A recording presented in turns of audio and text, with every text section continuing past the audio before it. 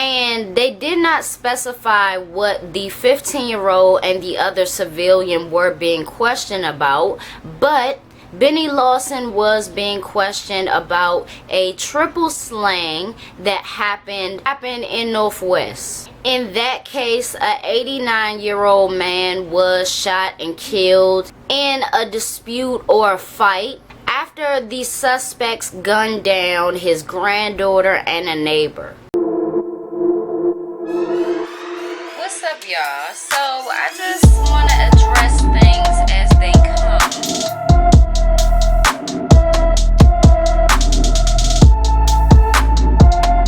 So police found all of these guns, about 6 or 7 guns, laying on a bed under a thin sheet. I don't know what they thought they was doing. I don't know. That's not a hiding spot, you know, so maybe they got caught off guard. And they also found a bulletproof vest. The police said that after this raid, he and his co-defendants were a part of a drug crew in Northwest. After a 3-week trial, Lawson and 3 of his co-defendants were charged and sentenced with 3.5 years. Now remember, this say that there were 5 young men and Lawson, so that's 6. And then it dropped down to 3 young men and Lawson were charged. So what's up with the other 2? What's up with them? You know what I mean? I honestly might have to bring up the case file, like the court papers on this scenario if I can, because I want to know what happened with that. And I want to know what happened with that because I remember in the Sean Branch interview he said that there were a lot of dirty police. Well, in Benny Lawson's case, that could be, you know, the scenario. That could be why he shot up the police station.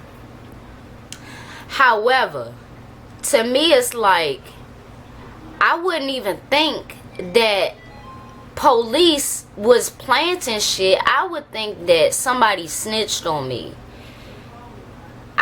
That's what I would think. Sean Branch also said that the police was trying to say that Benny Lawson was snitching. And living in the streets and having a street life, you can't have nothing on your record like that. That's a death sentence basically. But I don't see anything about that. I don't see anything about Benny Lawson snitching. But like I said, I might have to pull up the actual court papers on this and see what really happened in the case where he and the 3 other men were charged with 3.5 years.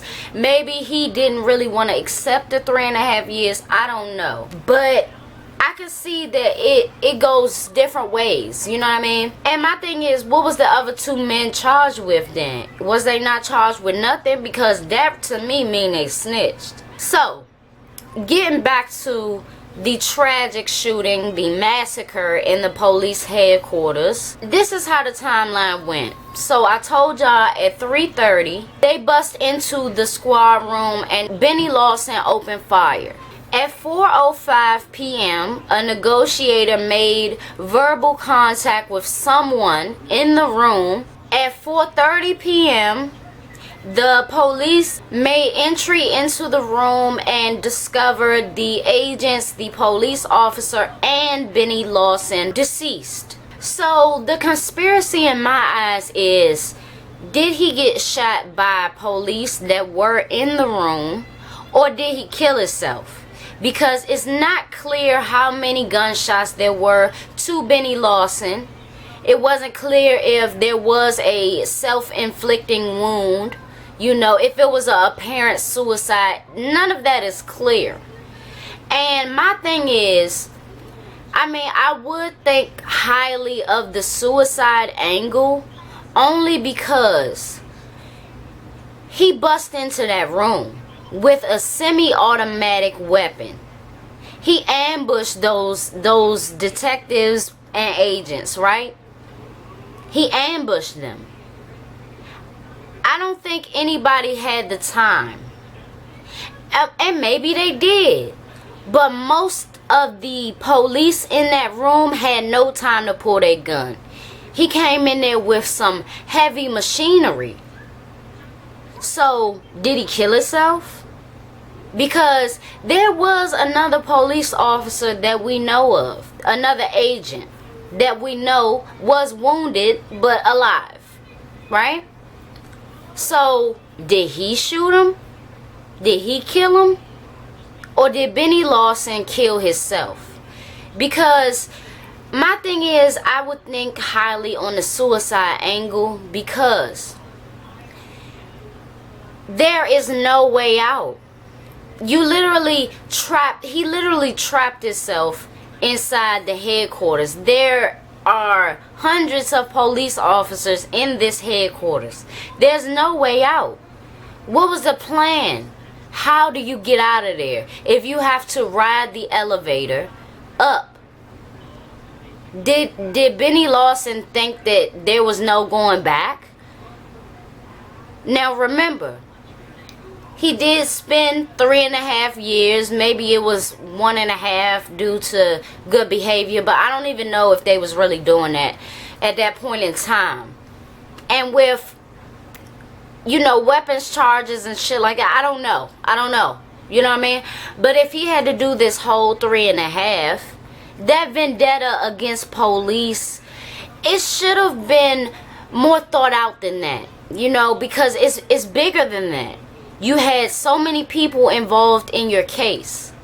So many people, right? So many co-defendants. How could you not think that one of them, especially of the two, that maybe got off scot-free, or maybe they had a lesser prison sentence? But why was that? I think that the bigger picture is somebody snitched on you. Somebody snitched on all of y'all. Not the police is planting shit, but that's just my perspective. I'm not saying that it wasn't dirty cops. I know that. It still is to this day. And we gonna get into them too. But I mean, this should have been more thought out. I mean, either you kill yourself or you get killed by police. And police don't have no sympathy for a person that kills their blue brother or whatever they say. You know what I mean? They don't have no sympathy for that. So it could have went either way, really, because it's no way to think that you would get out of the police headquarters. Like, regardless, if he got out of there, out of police headquarters, he probably would have got shot on the street right outside the headquarters, because it's police everywhere around that. It's no escaping that. And once you are fed up with a situation, this is what you go to. Like, you talking about a mental breakdown.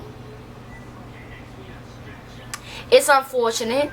And from what I heard, the 15-year-old and the other civilian were brothers. If not, you know, it could have been street brothers or their actual blood, you know.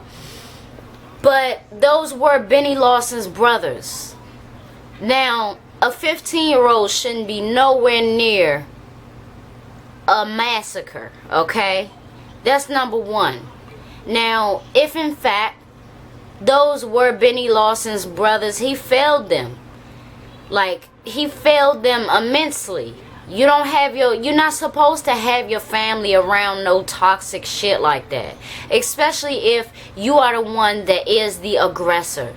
You are the one that is the extinguisher. You are the executor. You're not supposed to have your family around that. But DC, like I be telling y'all, like, especially with family, DC is the most toxic. It gotta be. As far as family dynamics. Families don't usually operate in the way that you would think that they should. It's a lot of backward shit that goes on that is unfortunate. It really is. And I feel like we need to work on that too. Now, I see the situation in so many different ways, and I want to hear what y'all think about it. Leave y'all feedback in the comments below. I don't want to hear no compliments. I want to hear actual feedback. I want to hear how y'all doing today. I want to hear your thoughts on this. Let's have a dialogue. No thirsty shit, you know what I mean? And I don't want to keep having to say that, but it is what it is. Let's really have a intellectual dialogue in the comments. Make sure that you subscribe. Check out my second channel, Crush on You Beauty.BigCartel.com, and I will see y'all in my next video.